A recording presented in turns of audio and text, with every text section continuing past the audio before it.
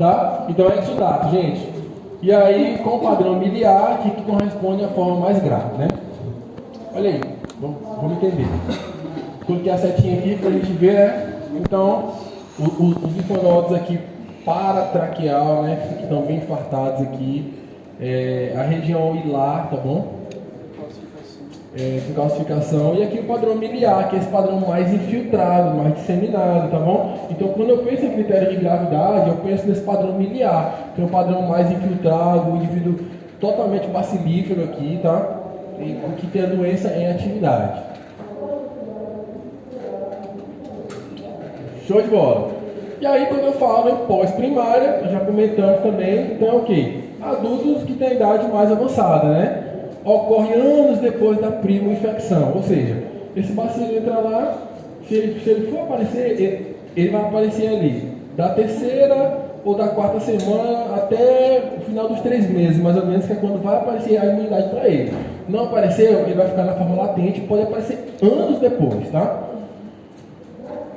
Ok, então a forma mais comum em adultos, né, reativação, ou por reativação, ou por uma reinfecção, tá? A resposta imune é mais intensa, a gente vai perceber o infiltrado nessa radiografia, tá? A ruptura desse granuloma por algum fator, por algum gatilho, esse paciente pode estar mal imunologicamente, né? Enfim, tá? Pode aparecer aqui as captações, aquelas bem típicas que geralmente aparecem no ápice pulmonar, que nós já comentamos aí.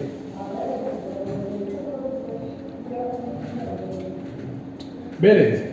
Tuberculose pós-primária do adulto, né? Então, como que ela vai aparecer? Infiltrada apical, que a gente comentou o quê? Comentou que ela tem tropismo pelo ápice pulmonar, porque ela requer áreas que são mais ventiladas, captação que pode ser única ou múltiplas, né? Derrame pleural, que também é típica lá na primária, tá? Empiema, né? E o padrão miliar. Já falamos padrão miliar umas 3 ou 4 vezes, né? Importante, né? Padrão miliar. Olha aí, bonitona aqui a captação. Já viu aquela imagem que tem o fungus ball, ou bola de fungo? Já viu essa imagem? É um paciente que tem tuberculose, ele tem uma captação, ou seja, é um paciente que muito provavelmente tem uma infecção pós-primária, tem alguma imunodeficiência ou tem alguma condição que o sistema imunológico dele está diminuído, tá bom? Seja ela infecção por HIV, seja ela uma outra condição que favorece o desenvolvimento de doenças fúngicas também. E olha que doideira, aparece uma bola de fungo dentro da captação. Eu vacilei que eu não coloquei nem a imagem, mas posso fazer para vocês depois aqui. Fungus ball, ou pesquise também. Fungus ball ou bola de fungo na tuberculose. Você vai ver aqui uma bola de fungo aqui dentro da captação. Está achando pouco a tuberculose? Agora um fungo dentro de captação da tuberculose. Você fala padrão miliar importante, não é porque mais aparece, mas porque é mais grave. Porque é mais grave. Tanto a primária quanto a pós-primária pode aparecer. Pode aparecer. Pleurite tuberculosa, acabamos de comentar. Uma vez que esse paciente, por exemplo, ela se perpetua, não é perpetua o nome, dissemina por forma hematogênica, por forma linfática, mas por continuação também. Ou seja, se o bacilo de Koch entra no pulmão, ele vai progredindo até chegar na pleura, tá? Então ele chega na pleura, então ele causa uma pleurite tuberculosa, né? É uma complicação frequente, pode ter derrame, não necessariamente tem derrame, mas pode acontecer, tá? Então, é um quadro que ele é mais isolado, né? Mas ele aparece com a síndrome tóxico, uma febrícula que é típica da doença, aquela febre vespertina, ali no final da tarde, né? O paciente se queixa e uma dor pleurítica, né? Olha aí, aqui não é um derrame, né? Mas aqui é uma pleurite, tá bom? Não é derrame porque a gente vê aqui uma áreazinha aqui que tem ar, então do lado, então não é derrame. Os derrames tinham a linha aqui, o nível, né? E os monitores de histologia estão aí? Entendeu o monitor de histologia nessa sala? Então, beleza. Eu vou falar para explicar mais para nós aqui, né? E aí, beleza. Tem aqui aquele nódulo de GAN, né? De GON, né? Nódulo de GON aqui isoladinho aqui, ó. aquela zona granulomatosa ao redor, com aquela necrose central, né? Aqui o esquema, para a gente ver como está melhor, né? O esquema aqui, com aquela zona inflamatória aqui, ó, ao lado, como a gente comentou lá atrás. Outra forma comum é a forma ganglionar, tá? Ou seja, é a forma mais frequente de tuberculose extrapulmonar. Então, se eu falo em tuberculose extrapulmonar, a sua forma mais frequente é a tuberculose ganglionar. Então, pode aparecer aí esse gânglio infartado, principalmente, né, nessa cadeia cervical posterior, né? Pode aparecer. Uma forma de diagnosticar isso aqui é fazendo uma aspiração do local também. Uma forma de tratar é também fazendo a excisão cirúrgica, o que não exclui o paciente do tratamento convencional, que é o tratamento farmacológico. Ele tem que fazer também, tá? E aí, padrão da tuberculose miliar, que é aquele padrão mais grave que a gente falou, né? Ela se produz em consequência da erosão de um daqueles nódulos de Gom. Ou seja, se eu tenho aquele nódulo que está lá isolado, cheio de bacilo que está ali faz tempão, né? De boaço adormecido, então apareceu alguma condição agora que esse nódulo se erodiu e esses bacilos saem desse nódulo, tá? E provocam o quadro agudo da doença, tá bom? Muito provavelmente após primária, né? E aí, então, os sintomas são dispneia, tosse, aqueles sintomas clássicos que a gente já conhece. E doutor, é só no pulmão mesmo? Miliar? Desse padrão, sim. Quando eu falo de tuberculose miliar, eu falo de um padrão pulmonar, tá? Ainda que depois ela se dissemine hematogênica para outra parte. Mas quando eu falo de padrão miliar, eu falo de padrão pulmonar, tá? A forma como ele se apresenta. Tuberculose meníngea, né? Como que eu vou diagnosticar, né? É aquele paciente que aparece com a meningite, né? E eu vou investigar a causa, e como toda meningite, como que eu vou investigar? Função do líquido, tá? Fazendo o cultivo desse líquido aí, a baciloscopia do paciente, enfim, tá? Esse líquido vai aparecer com características aí, com proteína aumentada, glicose diminuída, né? Enfim. Então, o tripé do diagnóstico, clínica do paciente, sempre e sempre. O paciente tem que ter clínica, tá? Então, aquela clínica evidente, mais exames laboratoriais, mais exame de imagem, mais o escarro do paciente. Então, eu vou precisar fazer o escarro do paciente, tá? Que é amplamente difundido, mais barato, mais fácil de fazer, tá bom? E radiografia de tórax, que vai te dar uma boa ideia do diagnóstico dessa doença aqui também. E aí tá, como é a clínica desse paciente? A tosse por mais de 3 semanas, a febre vespertina, uma perda ponderal, né? Perda de apetite, aquele emagrecimento. Em alguns pacientes, a gente fala que ele tem aquele aspecto tísico. Já viu essa palavra? Já ouviu falar? Lá no Maranhão fala que fulano é mago tísico. Já viu essa expressão? Tísico é aquela pessoa que é emagrecida, que tem aquele aspecto caquético, ou seja, que tem perda ponderal importante. Só que lá não fala tísico, não, fala tísico, né? Hã? Oi? Tísico, né? Então é um padrão tísico, né? Quando eu falo tísico, claro que é uma linguagem popular, mas eu penso em pessoas com tuberculose, né? Beleza. A radiografia desse paciente, ela serve para determinar a localização e a extensão das lesões, tá bom? E não encontrar lesões não exclui o diagnóstico. Ou seja, o paciente pode ter a clínica, mas ainda tem um padrão radiográfico normal. Ou seja, ainda não deu tempo de encontrar as alterações na radiografia. Olha aqui. Que beleza. O que está acontecendo aqui, gente?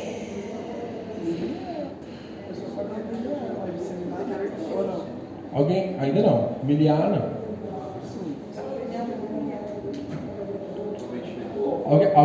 Alguém comenta essa imagem? Alguma coisa? Não, essa aqui não é pesada, não. Uma radiografia. Parece pneumonia, não parece? Poste anterior. Mas não é. parece a pneumonia lobar, tem um lobo isolado, que está puxando a traqueia para o lado, não está? O que é isso? Atelectasia, né? Zonas de atelectasia. Eu tenho aqui, ó, cavitações múltiplas, um tecido fibrosado, então ele fibrosou, fechou ali o alvéolo, atelectasia, puxou a traqueia para o lado. Como é o nome disso? Atelectasia, zonas de atelectasia por causa dessas fibroses na calcificação. Então aqui eu tenho várias calcificações nesse nódulo, nesse lobo superior. Outra coisa característica da atelectasia, eu consigo delimitar bem a cisura na atelectasia, tá? Eu delimito bem a cisura aqui, ó. Aqui desse outro lado, mais fácil a imagem, uma captação única, né? De boas.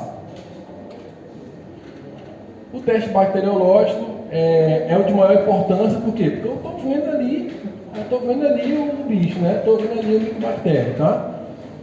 E aí eu posso fazer também o cultivo, né? Ou eu posso fazer a prova biomolecular, que é o Gene Expert. Que o Gera já queria um spoiler antes da aula, eu faço isso aqui. Já falo que Gene Expert, no primeiro slide não, né? Beleza, então a baciloscopia se dá por uma coloração de Ziehl-Neelson, que é uma coloração mais agressiva do que a coloração de Gram, uma vez que ele não é corado pela coloração de Gram, porque ele é um bacilo ácido álcool resistente, tá? Então eu peço a coloração de Ziehl-Neelson, né? Que ele busca não serve apenas para a micobactéria tuberculose, tá? Ou seja, pode inclusive dar um falso positivo, porque eu posso ter presente outros micobactérios, né, que não sejam o micobactéria tuberculose, que também são colados por Ziehl-Neelson, né? É tanto aqui, ó, como não é um teste que tem alta sensibilidade, eu só vou fazer em populações que tem alta prevalência da doença, tá bom? Aqui é a forma como a gente vai contar os bacilos e tal, isso aqui, é entender que posso fazer o BAR, né, que é o teste de Ziehl-Neelson, e ele vai vir positivo. Aqui é uma prova, né, é o Gene Expert, né? Então é uma técnica rápida, biomolecular, ela é mais cara um pouco, né? Mas ela tem uma elevada sensibilidade e especificidade.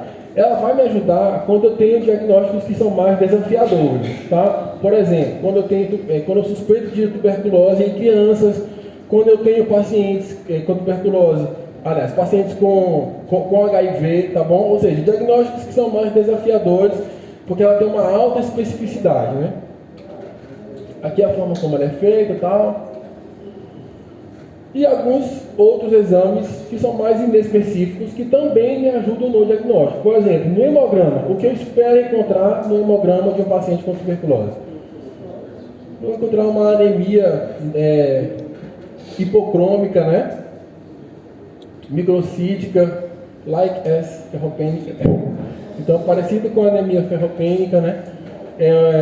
Aqueles testes de inflamação vão estar aumentados, né? O VHS, o que mais? PCR, o quê? Porque esse paciente está inflamado, obviamente, então vai estar aumentado, né? Beleza, se eu penso em meningite por tuberculose, vou pedir um líquido cefalorraquidiano, ou seja, pensar em áreas que pode estar acometidas e observar com exames que são mais inespecíficos.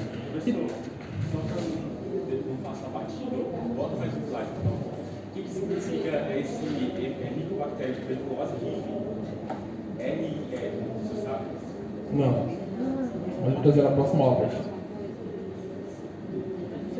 Mas eu sei que é um método diagnóstico lá e tal. Se tiver algum biomédico aqui que possa ajudar. Beleza. Doutor, a baciloscopia é a mesma coisa que o estudo? Baciloscopia. Porque eu vou ver o bacilo lá no catarro. Tá? Mesma coisa. Beleza.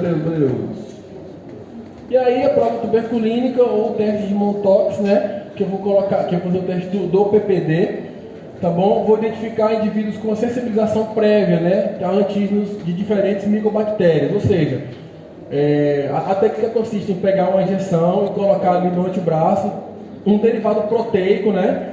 Que é obtido através através de micobactéria tuberculose, ou seja, vou colocar algo parecido com o micobactério ali e saber se esse paciente já teve uma sensibilização prévia, né? Ou seja, se esse paciente já teve contato com o micobactério, esse exame, a pápula que vai formar é muito pequena, é porque já teve contato, beleza, então ele não tem mais tanta reação contra ele. Você tem pacientes que nunca tiveram contato com a tuberculose, a pápula vai ficar muito maior, né? Aqui, por exemplo, infecções por HIV, né? A pápula vai aparecer ali próximo dos 5 milímetros, né? O pacientes que têm condições clínicas que aumentam o risco de reativação, como diabetes, disfunção severa, próximo dos 10 milímetros, e pacientes adultos sanos que nunca tiveram contato com micobactéria, a pápula vai se formar muito maior. Tá? Isso me ajuda a saber se esse paciente tem uma prima infecção, se esse paciente tem uma infecção pós-primária. Tá? Beleza, aí há algumas causas que falam a favor de um resultado falso positivo, né? Ou seja, o paciente deu positivo para micotuberculose, mas não é micotuberculose, é que ele tenha outros micobactérios. Por exemplo, que tipo de outros micobactérios pode acometer que não o tuberculose? O Bovis, beleza, mas outro. O da lepra também, né? Enfim. Vacinação. A BCG também pode dar um falso positivo, por quê? Porque o paciente é sensibilizado ao nascer.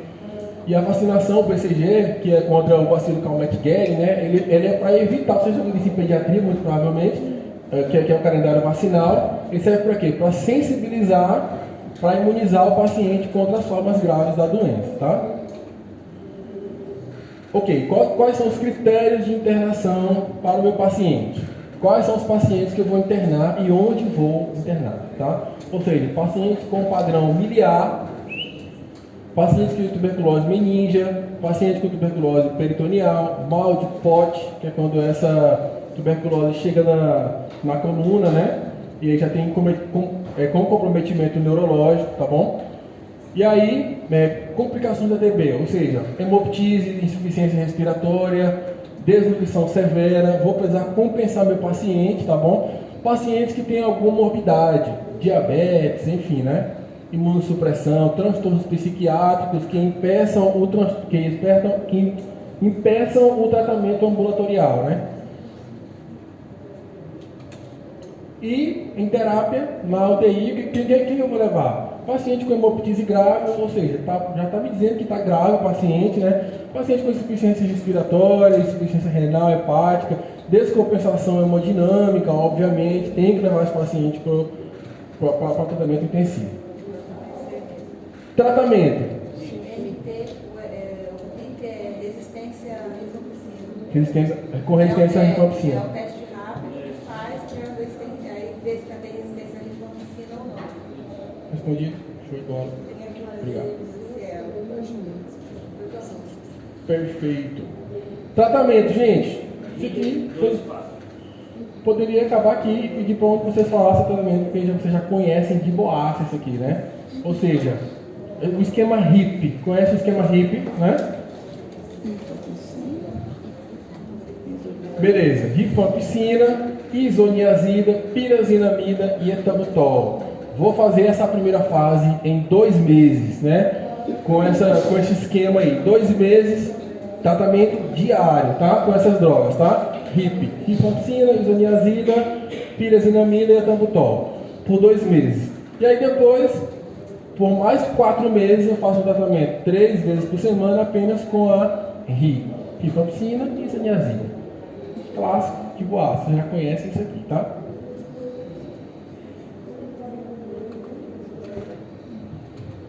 E aí, quando eu penso em tratamento de tuberculose extrapulmonar, como que eu vou tratar esse paciente, né? Então, vou fazer os 2 meses com as 4 drogas, mas agora não só os 4 meses, eu faço por 10 meses, tá? 10 meses e diário, tá? Não só 3 vezes por semana, faço diário, tá? Rifampicina e isoniazida. Então, eu tenho 2 formas de tratar, tá, gente? O paciente que tem a forma pulmonar e o paciente que tem a forma extrapulmonar. Lembrando que meningite, tuberculose, o tratamento não fica dos 10 meses, vai para 12 meses. Aqui são os efeitos adversos, né, de cada medicação. Pensar nas condições de cada paciente, né? Pensar nas alterações que podem acontecer no meu paciente. Beleza. Monitorizar o meu paciente, fazer a baciloscopia no segundo, no quinto e no sexto mês de tratamento para saber como está a evolução dele, tá bom? Pessoas que estão perto de pacientes com tuberculose, preciso monitorizar. Se essas pessoas estão sintomáticas, faz o BAR, radiografia de tórax. Se estão assintomáticas, avaliar o risco da doença, fazendo PPT, saber se elas já foram sensibilizadas, né? Se essa pálpula, qual o tamanho dessa pálpula, se ela já tiver contato ou não. Beleza, sem exceção, dentro das possibilidades, devem receber supervisão, né? Pacientes com tuberculose são adolescentes, né? Pacientes com abandono do tratamento, paciente que tem história de HIV, eu preciso monitorizar essas pessoas mais de perto, tá bom? Controle radiográfico a cada de 2 a 3 meses. Vacinação, beleza, já conhece isso aqui lá na pediatria. Vacina BCG, né? Que é contra o bacilo de Calmette-Guerin, que serve para evitar o quê? Evitar as formas complicadas da tuberculose. E é isso. De boas? Suave. Tranquilo? Sim, faça o objetivo.